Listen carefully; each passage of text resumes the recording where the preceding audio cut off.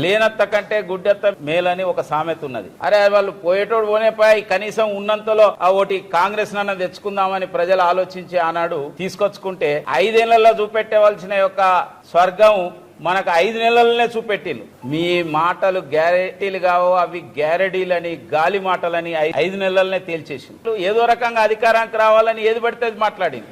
మీరు చెప్పిన మాట వాస్తవం కాదా? రైతులకు 500 బోనస్ ఇస్తామని, దానికి మొన్న మాట మార్చేసి దొడ్డు వడ్లకు కాదు సన్న వడ్లకు అంటే ఏమిటి అది? ఏమిటి మోసం అంటున్నా?